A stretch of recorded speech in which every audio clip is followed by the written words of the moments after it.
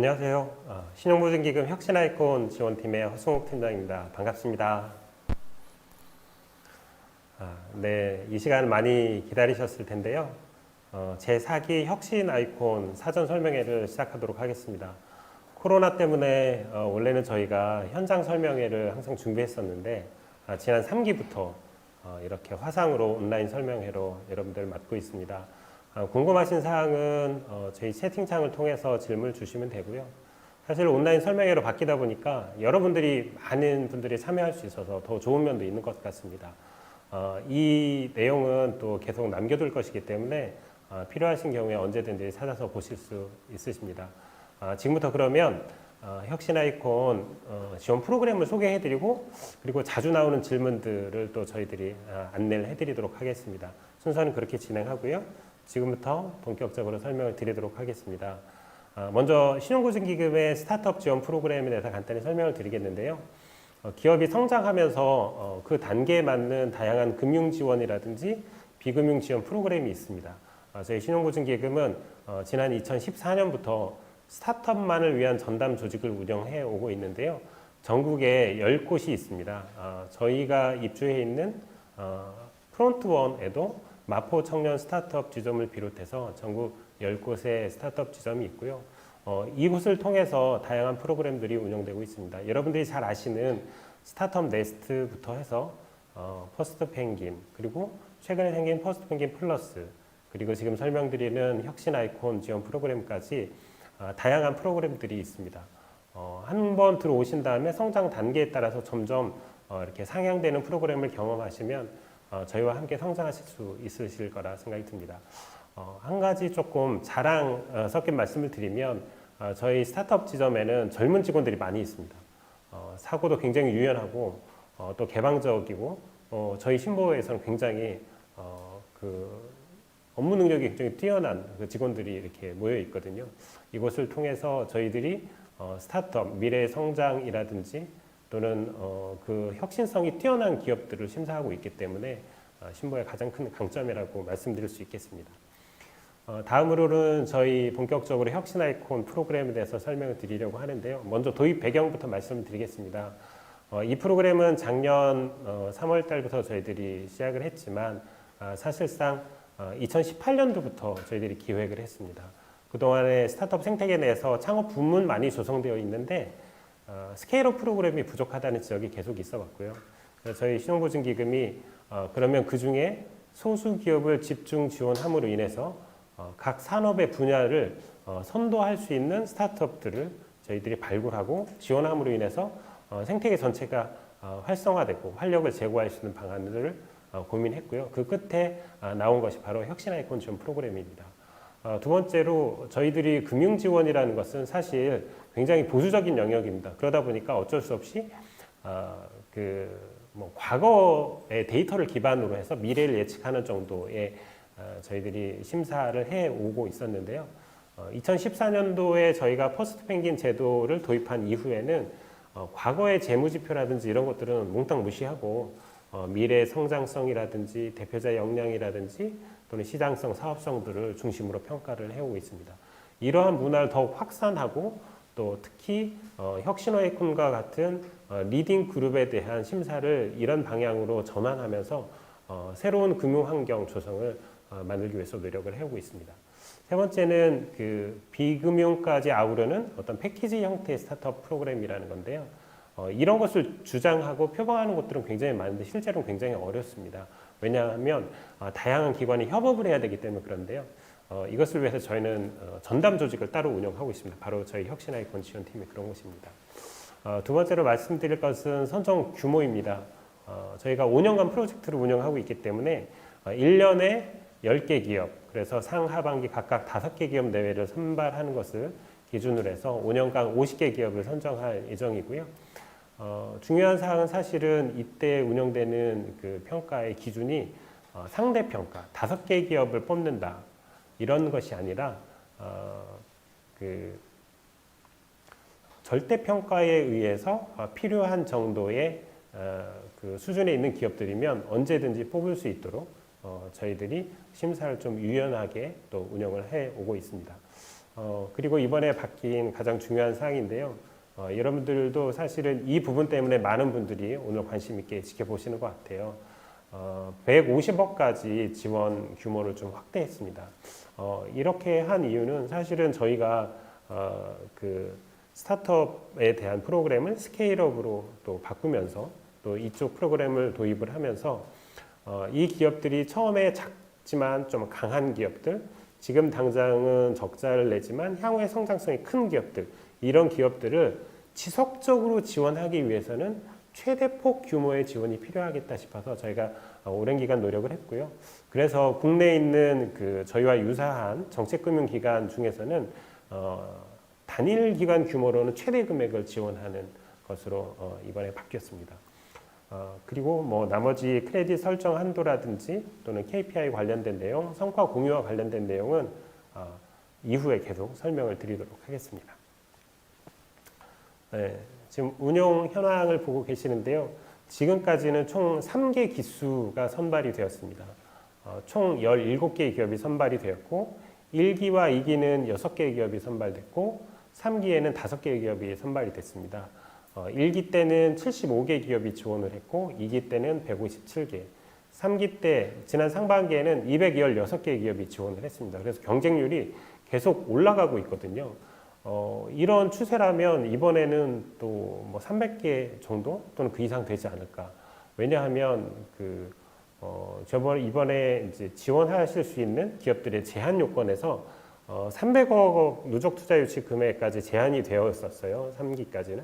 그런데 4기부터는 그 한도를 500억으로 높였기 때문에 더 많은 기업이 실제로 지원하고 또 우량한 기업이 지원하기 때문에 경쟁도 사실 더 치열해질 가능성이 있습니다. 저희들이 3년에 70억 정도까지 크레딧 라인을 운영할 수 있도록 운영을 해왔었는데 평균적으로 지원한 금액은 65억 정도 됩니다.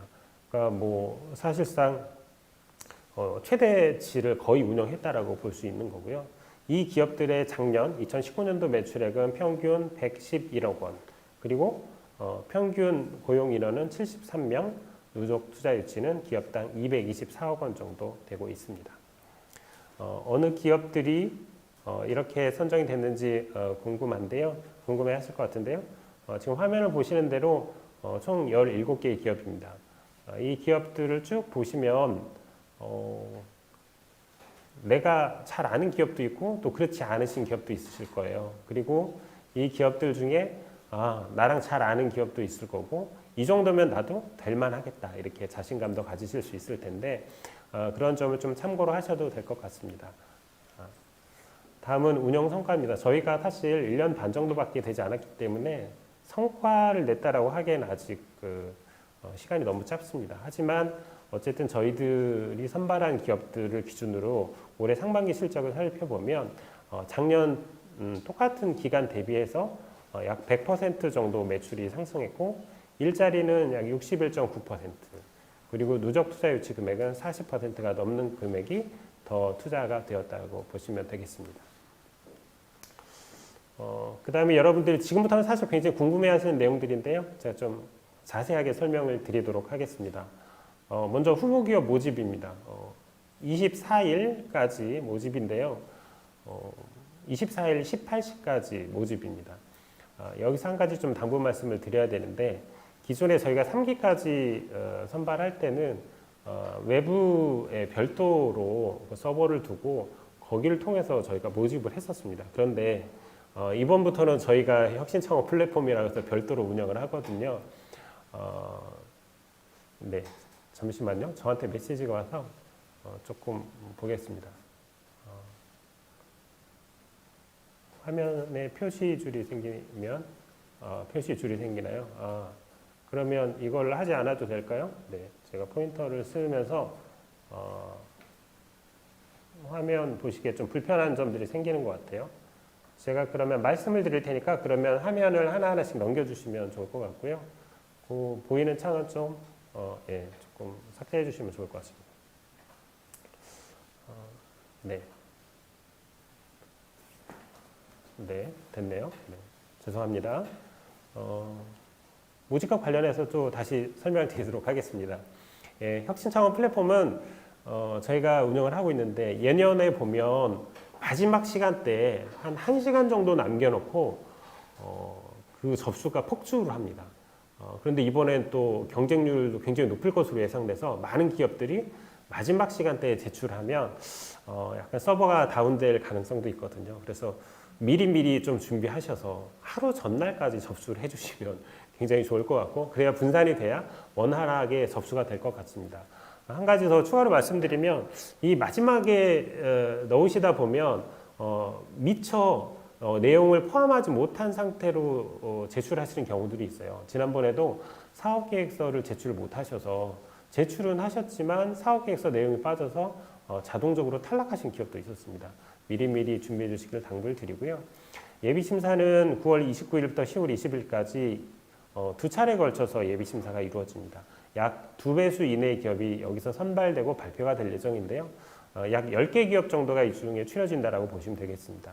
그리고 10개 기업이 다시 현장 실사와 발표 평가를 거치게 되는데, 발표 평가를 거쳤을 때는 또 5개 기업 내외로 축소가 되고, 그 이후에는 보증 심사를 거쳐서 최종적으로 보증 지원 여부가 승인되는 기업에 대해서 저희들이 확정 발표를 하게 됩니다. 네, 다음 보실까요?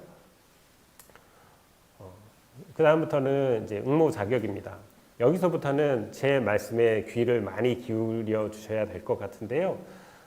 업력은 2년 이상 10년 이하의 기업입니다. 그래서 2년째 되는 날이신 기업도 해당이 되시고 10년 되시는 날 기업도 해당이 되세요. 그래서 날짜를 저희가 적어 드렸는데 2010년 9월 2일부터 2018년 9월 2일까지 사업 개시일이 그런 기업들은 응모할 자격이 있으십니다. 물론 여기서의 사업 개시일은 개인 기업은 사업자 등록증상에 보면 개업 연월일이라고 있습니다. 이 날짜를 기준으로 삼으시면 되고요. 법인 기업 같은 경우는 법인 등기사항 전부 증명서상에 있는 회사 성립 연월일이라고 있습니다. 그 날짜를 기준으로 보시면 될 것 같습니다. 업력, 기업 규모, 영위 분야 세 요건을 다 충족해야 되는데, 이 부분을 잘 들으셔야 되는데 굉장히 헷갈리실 수 있습니다. 기업 규모는 매출액과 증가 요건을 충족하시거나, 이 요건을 충족하시지 못하는 기업은 투자 요건을 충족하시면 가능합니다. 그래서 매출액은 작년 2019년도 매출이 5억 원을 넘거나 이상이거나, 내지는 최근 1년간 매출이 5억 원 이상인 경우에 해당됩니다. 그럼 최근 1년의 기준은 어떻게 되느냐면 2019년 9월부터 2020년 8월까지 월 단위 매출을 끊어서 합산한 금액이 5억 원을 넘으면 5억 원이 넘는 것으로 저희들이 봅니다. 또 증가율이라는 부분이 있어요. 그래서 2개년 평균 10% 이상 증가율인데, 이것은 2019년, 2018년 매출을 봤을 때 2년 연속 증가한 것을 전제로 하기 때문에 21%라는 기준이 나옵니다. 이 부분은 다음에 또 설명을 드리도록 하겠습니다. 이렇게 두 가지, 매출액이 5억 원을 넘고 증가율이 2개년 평균 10%를 넘거나, 또는 누적 투자 유치 금액이 기관 투자자로부터 투자 유치한 금액이 20억 원을 넘는 경우, 또 뒤에 나오겠지만 500억 원을 넘어서서도 안 되고요. 그 해당하는 기업들은 기업 규모 요건을 충족하신다고 보면 되겠습니다. 영위 분야는 조금 굉장히 넓게 되어 있습니다. 여러분들이 잘 아시는 신성장 동력 산업이라고 이게 품목별로 나와 있는 것이고요. 뒤에 별표에 다 붙어 있습니다. 그리고 유망 서비스. 서비스는 보통 전문 서비스다, 이렇게 이해하시면 될 것 같고요. 나머지 뒤에 있는 내용들을 확인하셔서 분야는 어느 분야에 해당하는 것이 더 유리하냐의 문제라기보다 여러분들이 하고 계신 사업의 가장 핵심적인 부분을 선택하시면 되고, 이것은 자격 요건이 되는지 여부를 보는 것이기 때문에 어느 분야에 해당된다고 해서 우대해드리거나 그런 내용은 없습니다. 체크를 하셔서 잘 접수하시면 될 것 같습니다. 네, 다음 페이지 볼까요? 네, 응모 자격 제한 대상 여부를 좀 보겠는데요. 보증 제한이라는 게 있습니다. 만약에 선정되시더라도 저희들이 금융 지원을 해드리지 못하면 그 기업에 대해서는 저희가 최종 확정을 해드릴 수가 없는데, 어떤 기업들이냐면 저희 신보로부터 보증을 받았는데 빚을 갚지 못한 그 기업이거나, 내지는 그러한 기업이 또 저희 대출을 상환하지 않기 위해서, 보증을 상환하지 않기 위해서 재산을 은닉하는 경우들이 있어요. 이런 기업들. 그리고 뭐 휴업이나 연체, 신용관리 정보 보유 이런 건 너무 당연한 기업들인 거죠. 그리고 도박이나 향락, 사행성 업종들도 저희들이 제한 업종으로 운영하고 있습니다. 이거는 뭐 상식선에서 다 이해하실 만한 내용들이고 기업 규모 제한이라는 부분이 좀 중요한데요. 먼저 대기업입니다. 여기서 말하는 대기업은 그냥 큰 기업이라는 의미라기보다는 상호 출자 제한 기업 집단이라는 의미가 있습니다. 공정위에서 저희들이 계속 공시를 하고 있는데요. 그 기업 집단에 속한 기업들, 그리고 저희가 평가를 했을 때 K1, 2라는 기업이 있어요. 그러니까 저희 신용보증기업의 등급이 미래성장성 등급이라는 게 1등급부터 15등급까지 있는데 상위의 1, 2등급에 해당되는 중견기업 이런 경우는 지원하실 수 없게 되고요. 또 은행업 감독 규정상의 주채무계열 소속 기업이 있습니다. 이거는 뭐 금융기관 여신잔액 기준으로 뭐 0.1% 이상 되는 그 그룹을 얘기를 하는 건데요. 거의 해당이 없으시다라고 보면 될 것 같고요. 그런데 이제 나머지 세 번째 부분은 조금 해당이 있을 수도 있습니다. 유가증권 시장이나 코스닥에 상장되어 있는 대기업, 아까 대기업의 정의를 말씀드렸죠. 그 대기업이 단독으로 의결권 있는 지분을 20% 이상 보유하고 있는 기업은 제한됩니다. 이런 경우는 종종 있습니다. 왜냐하면 스타트업들 중에도 대기업으로부터 투자를 받는 경우들이 많이 있거든요. 이런 경우에는 여기에 해당되실 수 있습니다. 대표적으로 카카오 같은 곳은 해당이 된다고 보시면 되겠습니다. 나머지 아까 말씀드렸지만 기관 투자자, 그러니까 어느 기업이 전략적 투자를 하기 위해서 투자한 금액은 해당이 아니고 벤처 캐피탈, 뭐 흔히 말하는 창투사, 신기사, 뭐 창업투자조합, 그다음에 뭐 개인 투자조합 이런 분들 또는 외국 해외 VC 이런 데서 투자한 금액들을 다 합산했을 때 500억을 초과하는 기업은 지원 대상에서 제외됩니다. 마지막으로 중복 지원이 있는데요. 저희 신용보증기금은 또 유사한 기술보증기금이라는 것과 비슷한 프로그램을 운영하고 있습니다. 그래서 예비 유니콘으로 선정된 기업은 저희들이 응모를 하실 수가 없고요. 다만 뒤에 설명드리겠지만 동시에 지금 진행을 하고 있는데 동시에 신청하시는 것은 괜찮습니다. 네, 다음 페이지 보겠습니다. 지원 내용인데요. 여기는 저희들이 이번에 가장 중요하게 생각하는 금액이 확대된 부분이 있습니다. 약간 이 부분에 대해서도 질문을 많이 해주시는데요. 3년간 최대 150억 원입니다. 그런데 전에 저희들이 3기까지 공지 나갔을 때는 운전자금, 그러니까 운영자금이죠. 운영자금이 3년간 최대 70억 원, 그 다음에 투자가 또 최대 30억 원. 이때는 사실은 별개로 나갈 수 있었어요. 그런데 이번에 저희가 한도를 150억으로 높이면서 투자 한도도 여기에 포함됐습니다. 그러니까 만약에 투자 30억을 받으시게 되면 운전자금 한도는 120억이다. 이렇게 이해하시면 될 것 같고요. 그 다음에 저희가 매출액 한도를 확대하고 한도 설정 기준도 완화했어요. 이거는 저희가 내부적으로 다른 모든 프로그램들보다 제일 상위에 있는 프로그램이고 가장 적극적으로 지원해야 될 기업이라고 판단했기 때문에 기준 자체를 굉장히 완화했습니다. 그리고 크레딧 라인 설정이라고 하는 것은 지금이 이제 2020년인데 저희들이 선정하는 시기, 선발하는 시기는 대략 연말쯤 될 것 같습니다. 그래서 예를 들자면 내년도 2021년도를 1차 연도로 하고 그 다음 연도를 2차 연도, 그 다음 연도를 3차 연도, 2023년도의 예상 매출액이 한 200억 정도 나오면 4분의 3 정도를 적용해서 최대 150억 원 정도까지 설정할 수 있다. 이렇게 이해하시면 되는데 이 부분에 대해서는 지금 기준 개정 작업이 이루어지고 있어요. 그래서 확정은 아니고 기존 룰을 따라가다 보면 그렇게 될 것으로 예상이 됩니다. 확정사항은 아니니까요. 선정된 기업에 대해서는 저희가 다시 또 안내를 해드리도록 하겠습니다. 그리고 저희의 가장 큰 특징 중에 하나는 금융비용을 최소화했다라는 측면입니다.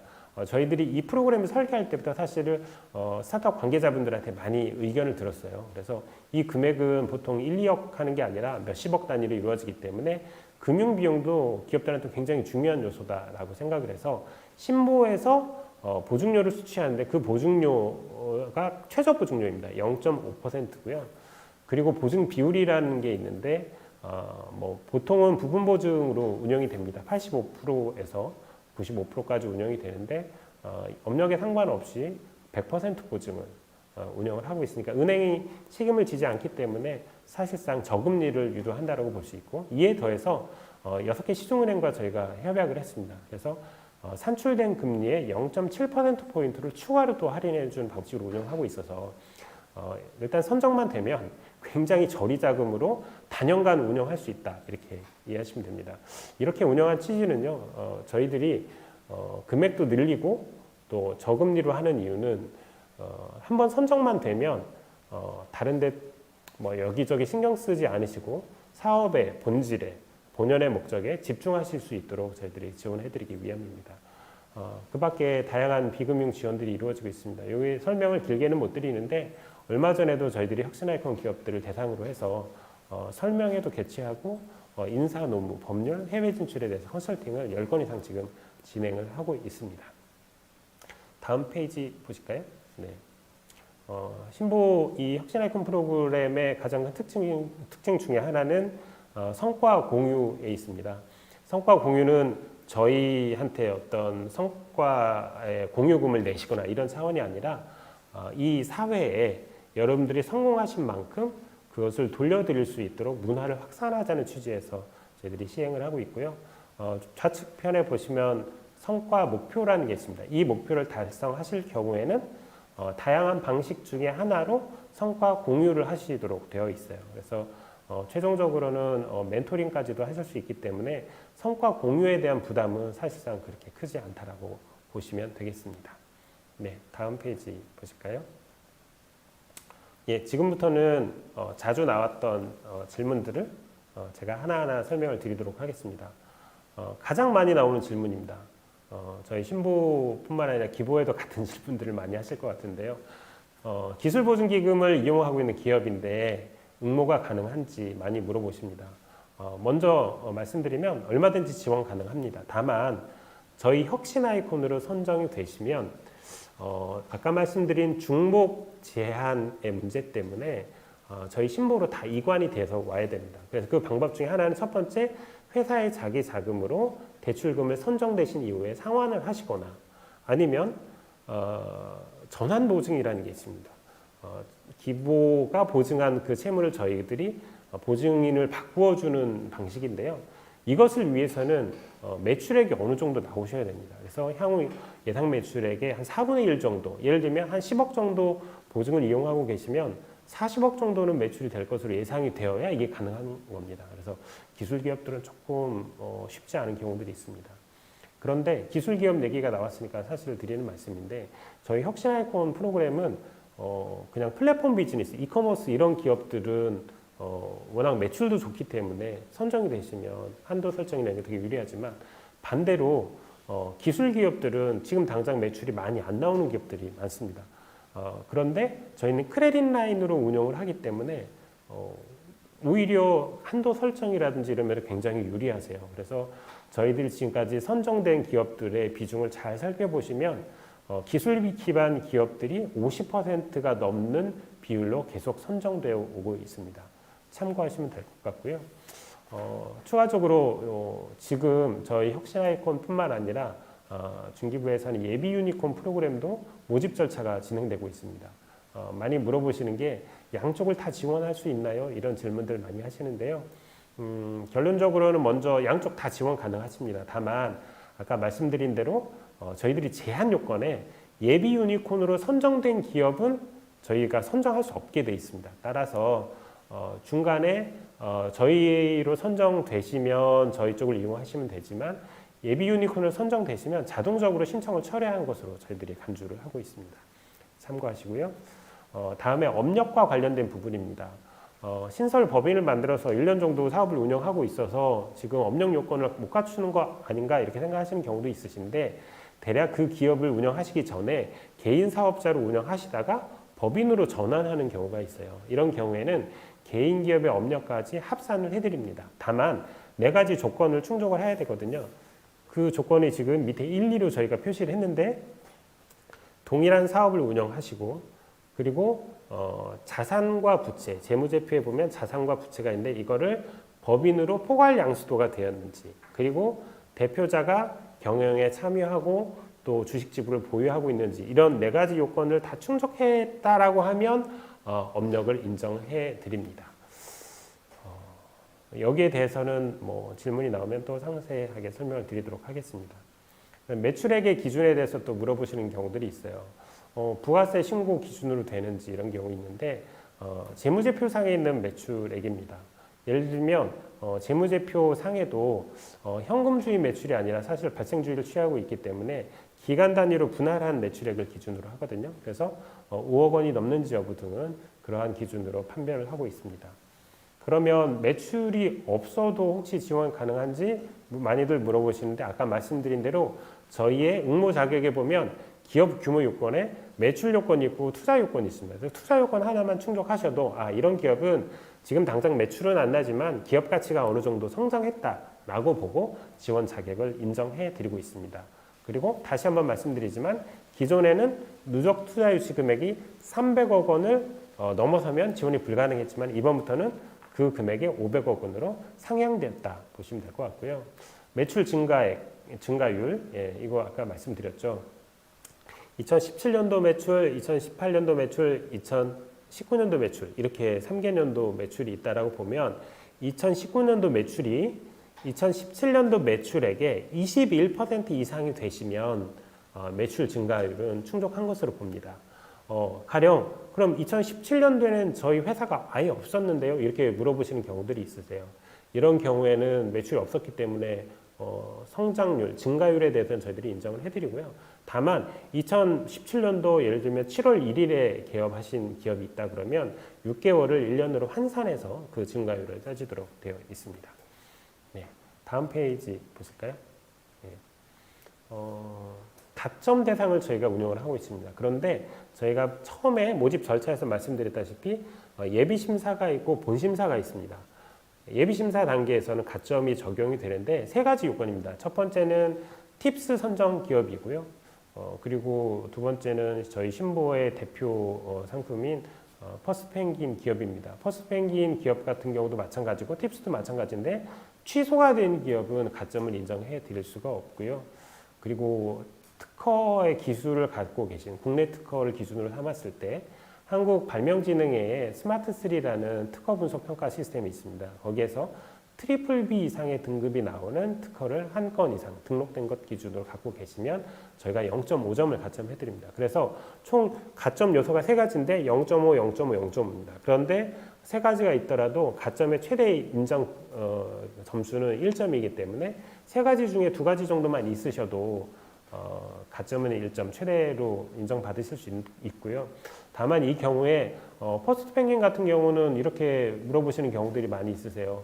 팁스 같은 경우는 뭐 협약서라든지 선정서 이런 거로 제출을 하면 되는데 신보 퍼스트펭귄 선정됐는데 선정서가 어디 갔는지 못 찾겠다 이런 분들이 많이 계시는데 그런 분들은 퍼스트펭귄 기업이라고 표시를 하시고 자료는 분실했다고 하시고 저희한테 연락을 따로 주시면 저희들이 이력이 다 남아있기 때문에 조회가 가능합니다. 그래서 그런 부분을 확인해서 가점을 드리도록 하겠습니다.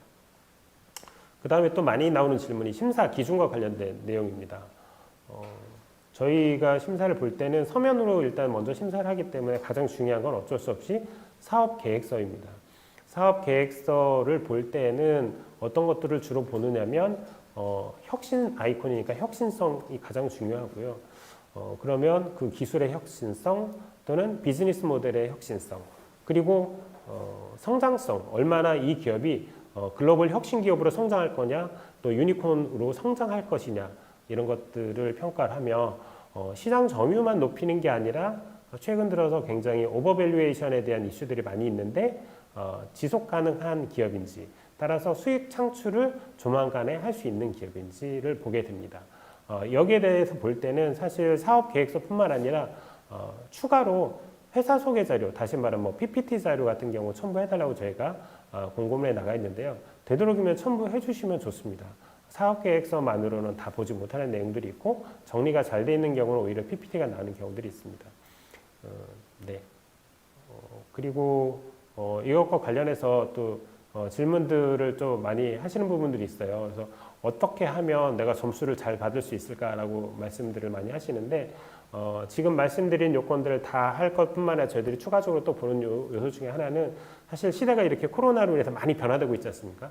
이런 상황에서도 지속 가능한 그런 경우들을 좀 더 본다라고 이해하시면 될 것 같습니다. 그리고 또 종종 나오는 질문 중에 하나가 여러 개의 사업을 운영하는 기업이 있는데 내가 어느 기업을 대상으로 신청을 하면 될지 이런 걸 많이 문의를 하십니다. 가령 해외에 미국에 본사가 있습니다. 모기업이 있습니다. 국내에도 법인이 있고요. 그런데 투자는 모기업으로 받았어요. 미국 법인으로 받았어요. 근데 미국 법인이 그럼 우리한테 신청할 수 있나요? 예, 외국 기업은 신청하실 수 없습니다. 국내에 있는 내국 법인이 신청하실 수 있고 매출액 요건이나 투자 요건이나 이런 것들이 어쨌든 신청 기업이 자격 요건을 충족하셔야 지원이 가능하시다는 말씀을 드리고요. 그러면 나머지 관계 계열 기업들은 저희들이 심사할 때 종합적으로 평가를 합니다. 그리고 보증 지원을 할 때에도 한도를 같이 보는 부분이 있고요. 네, 그 정도 말씀드리면 될 것 같습니다. 기업 규모 제한에 대한 건 아까 좀 설명을 드렸기 때문에 생략을 하도록 하겠습니다. 다음 페이지 보실까요? 예, 보증 지원은 어떤 방식으로 운영되느냐라고 물어보시는데 보시는데 크레딧 라인으로 설정합니다. 크레딧 라인이라는 건 뭐냐면 신용 한도예요. 사전 신용 한도. 우리 회사에 대해서 저희가 3년간 150억을 크레딧 라인을 설정했다. 그러면 1차 년도에 이것도 이제 기준 개정 작업이 있기 때문에 아직 확실한 건 아니지만 기존에 있는 기준을 그대로 따라한다고 하면 1차 년도에 최대 60%까지 나갈 수 있습니다.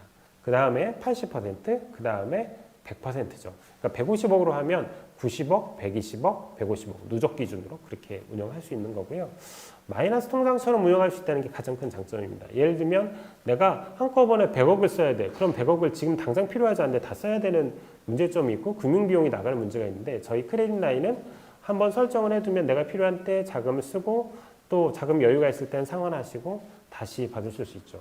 왜 투자를 많이 받는 기업들이 저희한테 이렇게 지원을 하시느냐면 사실상 자금 용도가 사업 용도로만 쓰였을 때는 별반 문제가 되지 않기 때문에 그런 용도의 좀 편리성 때문에도 많이 이용을 하시기도 하고 신청을 하시기도 하고 크레딧 라인의 장점들을 고마워하시는 분들도 계십니다.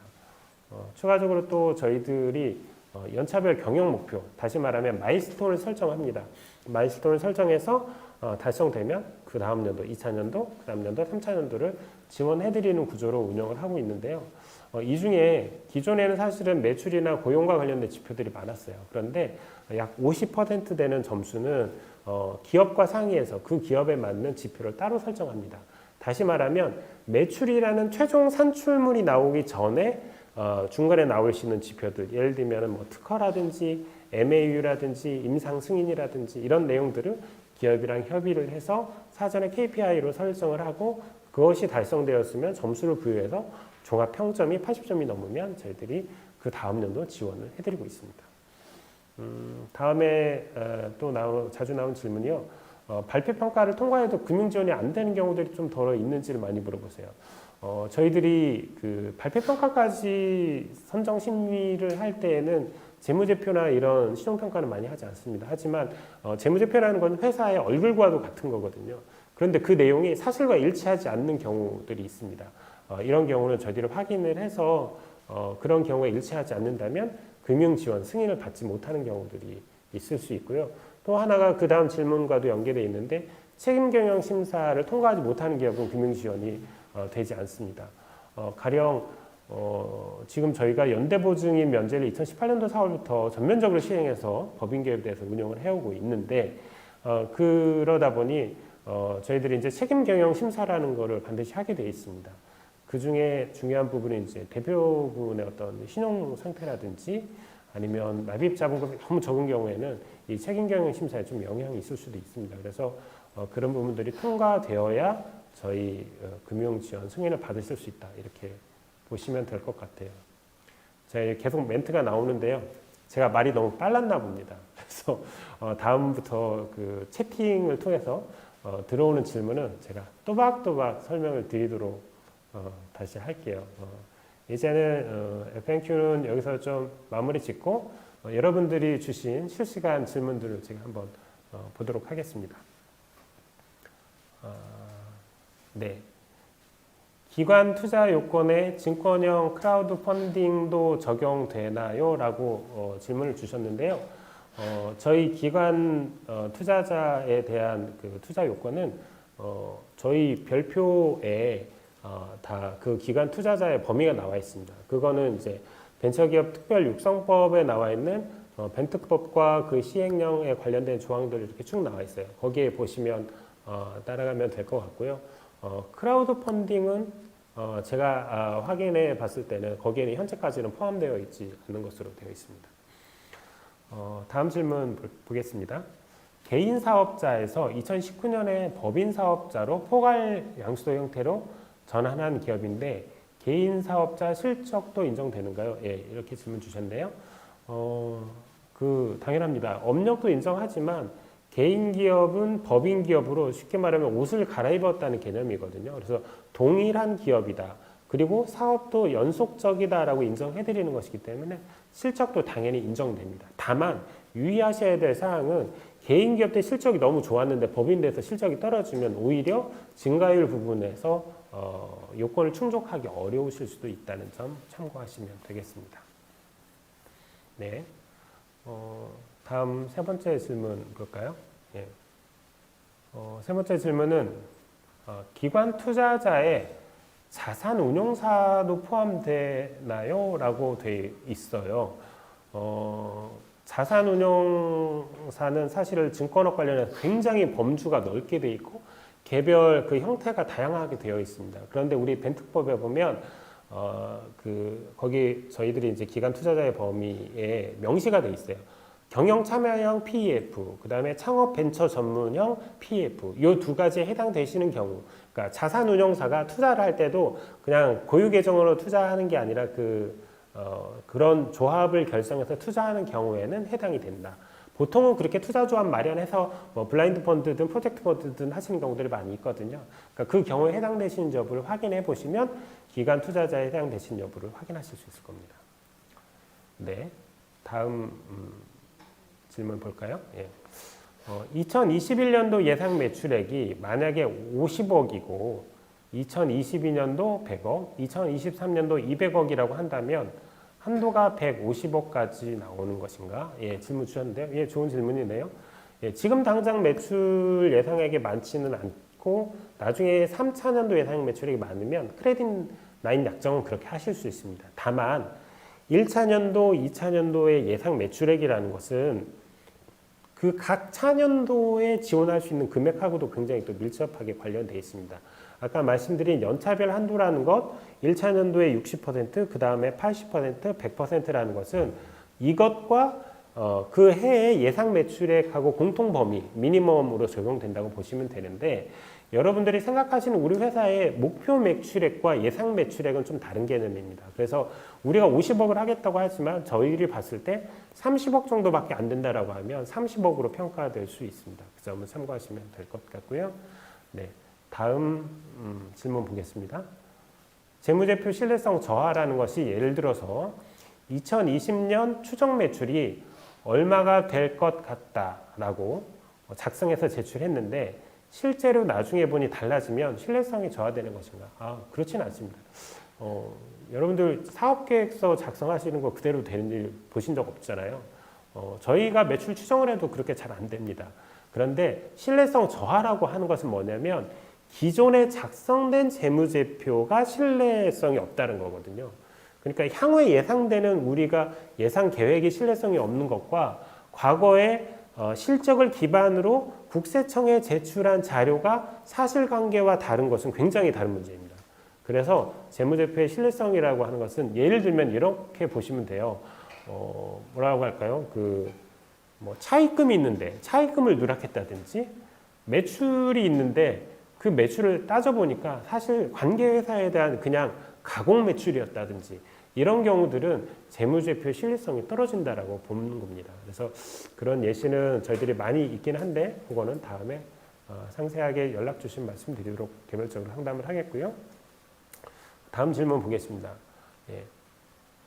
150억 중에서 30억은 투자 몫으로 되어 있는데 어떤 조건에서 투자가 이루어지나요? 네, 좋은 질문이네요. 이 부분도 사실 좀 설명을 드리려고 했는데 아직까지 17개의 기업에 대해서 저희가 투자를 하진 않았습니다. 보증 연계 투자라는 방식으로 저희들이 투자를 하고 있는데 그런데 앞으로는 투자가 이루어질 수도 있을 것 같아요. 근데 투자가 이루어질 것은 저희가 당연히 기업이랑 협의가 되어야 되는 거고 어떤 방식으로 될지도 당연히 협의가 돼서 이루어져야 되겠죠. 투자 방식은 뭐 밸류를 어떻게 산정하고 또 뭐 보통주로 할지 RCPS로 할지 CB로 할지 이런 것들도 당연히 그 이제 협상의 과정을 거치고요. 또 운전자금 한도를 120억으로 하고 투자를 30억으로 할지 10억을 하고 140억으로 할지 이런 것들도 협의 과정을 거친다라고 보시면 될 것 같습니다.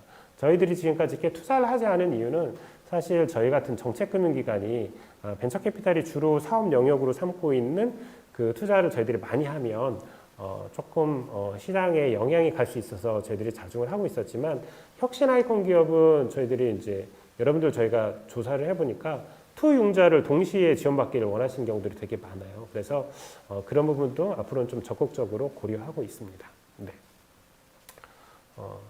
신부보증 관련해서 연대보증 면제를 시행한다고 했는데 실제적인 구상권이 이루어지는 또는 대표의 신용도에 영향을 준다고 들었던 것 같아요. 대표자의 책임이 어떻게 될지가 궁금해요. 네, 그렇습니다. 좋은 질문 주셨는데요. 저희가 2018년도 4월부터 연대보증인 제도가 전면 면제됐습니다. 개인 사업자인 경우에는 해당이 없으시고 주채무자이니까 책임이 있으신 거고요. 법인 기업인 경우에는 저희가 신규 보증이 나갈 때에는 저희들이 대표자가 갖는 일반적으로 연대보증 책임을 면제해 드리고 있습니다. 그런데 이것은 그 법률상으로 민법상 법적 책임이 없어요. 그러니까 만약에 기업이 망하더라도 대표자로서 상환하실 의무는 전혀 없으십니다. 다만 저희가 크레딧 라인 설정을 하면서 약정을 할 때 책임경영 이행약정이라는 것을 합니다. 그 책임경영 이행약정의 내용에 보면 어떤 내용들이 있냐면 횡령, 배임, 허위 문서 제출, 허위 자료 제출 또는 뭐라고 할까요? 뭐 회사 중요한 뭐 자료를 누락시키거나 지분을 저희 동의 없이 뭐 매각을 하거나 내지는 뭐 신의 성실에 위반되거나 뭐 회계 기준 준칙을 위반하거나 이런 다양한 경우에는 저희들이 책임 경영 의무에 대한 책임을 묻습니다. 그래서 민형사상 책임도 묻고 그리고 그 손해배상 청구도 할 수 있게 됩니다. 그리고 여기에 나온 질문 중에 또 한 가지 문제는 신용도에 영향이 있느냐 이렇게 또 물어보신 경우 있는데 이 책임 경영 이행이라는 조건을 단 이유는 무엇이냐면 여러분들이 저희들이 보증을 해드리면서 연대 보증이 없어졌기 때문에 자칫 잘못 생각하면 이건 그냥 지원금이다 이렇게 생각하실 수가 있어요. 그런데 이 사회에서 바라는 것은 여러분이 실패를 하더라도 성실하게 사업을 하시고 실패하는 경우에는 그 책임을 면제한다라는 거거든요. 따라서 이런 경우에 성실하게 실패했다라고 판정이 되는 경우에는 관련인 규제라고 예전에 등록이 됐던 것들을 지금 하지 않습니다. 그런데 성실하게 실패한 경우 아닌 경우 아까 말씀드린 대로 책임 경영 이행 약정을 의무를 위반한 경우에는 저희들이 소송도 하고 또 여기에 대한 책임도 묻기 때문에 관련인 규제로 등록될 수 있다라고 이해하시면 될 것 같습니다. 네, 그리고 저희가 선정기업으로 결정됐을 때 시행할 계획 내용인데 이걸 기준으로 평가하는 게 맞는지 아니면 현 상황의 사업을 기준으로 평가하는 건지가 궁금합니다. 네, 아마 제 생각에는 이제 개별 KPI라든지 예상 매출액이라든지 뭐 이런 데에 대한 내용이신 것 같아요. 그런데 이 과정은 아까 말씀드린 대로 회사에서는 뭐 이런 경우들이 있어요. 처음에 저희한테 사업계획서 내실 때는 올해 매출 뭐 300억 하겠습니다. 할 수 있습니다. 이렇게 얘기했는데 막상 선정돼서 심사 들어갔더니 올해 매출 100억밖에 안 되는데 이렇게 얘기하시는 경우들이 있어요. 그러니까 이럴 수는 없는 거고 저희들이 사정하는 기준에 따라서 저희들이 판단을 합니다. 그런데 목표를 설정하고 내지는 저희들이 KPI를 설정할 때는 기업이 달성할 수 없는 목표를 설정하진 않아요. 그래서 저희랑 협상의 과정을 거쳐서 도전적인 목표를 설정하되 그 기업의 핵심적인 영역과 관련된 내용으로 달성할 수 있는 목표를 설정한다 이렇게 이해하시면 되겠습니다. 네. 그리고 다음 질문 볼까요? 예. 혹시 외국인 투자 기업인 경우 외국인 투자 비율이 50% 신청에 제약이 되죠. 예. 저희와 유사한 프로그램도 이런 제약 요건이 있긴 있는 것 같아요. 그런데 저희 신용보증기금은 그 해외 VC가 사실은 투자를 했을 때 유니콘으로 많이 성장하지 않아요. 그래서 좀 글로벌하게 생각한다고 보시면 되겠습니다. 그래서 50% 제한 요건 이런 거 없고 해외 VC가 50% 넘게 투자를 했다 하더라도 투자 요건에 충족하면 지원 자격의 제약 요건은 없습니다.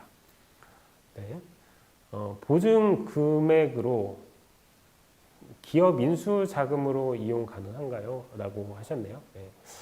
기업 인수 자금은 이제 보통 M&A를 하시거나 이럴 때인데요. 저희들이 이제 사업 목적이 이제 운영 자금이 있고 그 다음에 그 시설 자금이 있습니다. 그런데 운영 자금 목록에는 보통 뭐 마케팅 뭐 여러 가지 해서 등인데 조금 약간 해석의 여지가 있는데 그 제가 보기에는 M&A를 하실 때 기업 인수 자금으로 할 때는 저희 M&A 보증이라는 게 따로 있어요. 그런 용도의 보증 용도도 있기 때문에 그런 보증을 따로 이용해서 쓰실 수도 있고 이 안에서 일부 쓸 수도 있다고 보여집니다.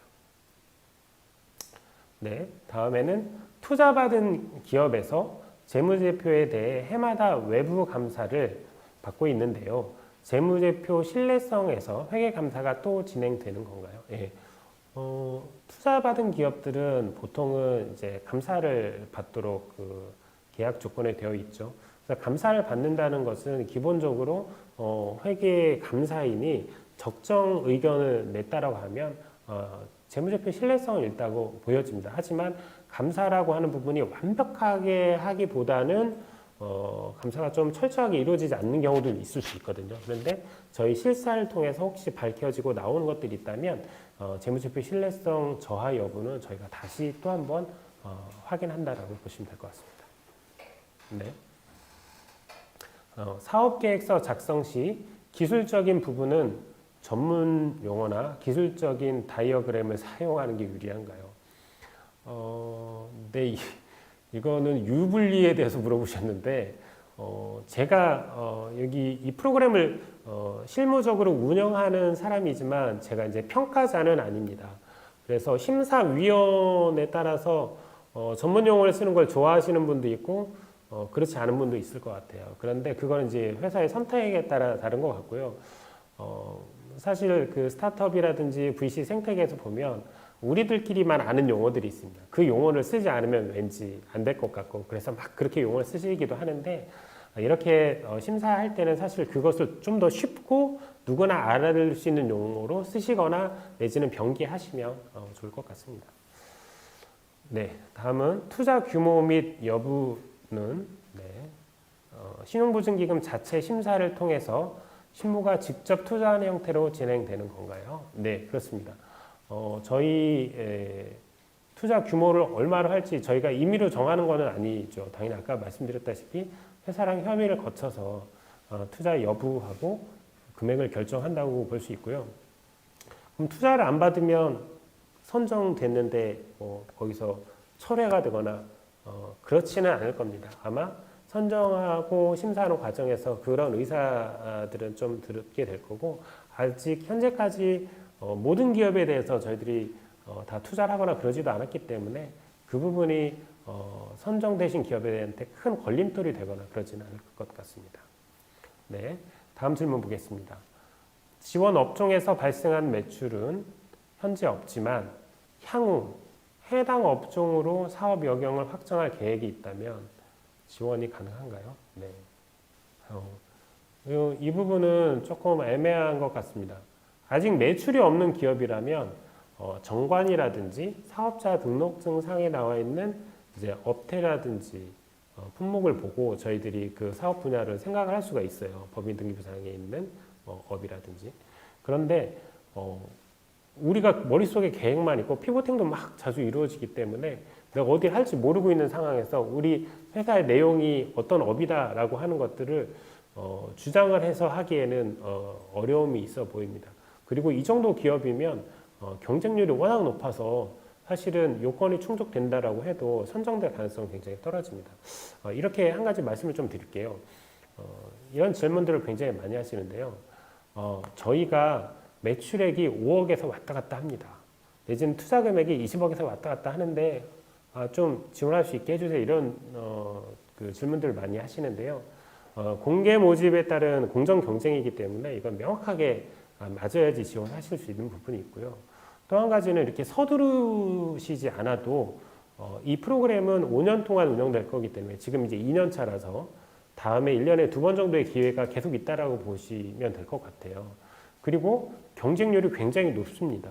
특히나 이번에는 한도가 금액이 확대되고 또 투자 제한 금액이 확대되면서 굉장히 많은 기업이 더 치열한 경쟁을 하게 될 거라서 요건을 겨우 충족하는 기업 정도의 기업은 지원하신다 하더라도 사실상 선정되기는 굉장히 어렵습니다. 그래서 오히려 계속적으로 지원하시기보다는 내가 선정될 가능성이 좀 높다라고 판단된 시점에 지원하시는 게 더 좋다라고 좀 판단이 들기도 하고요.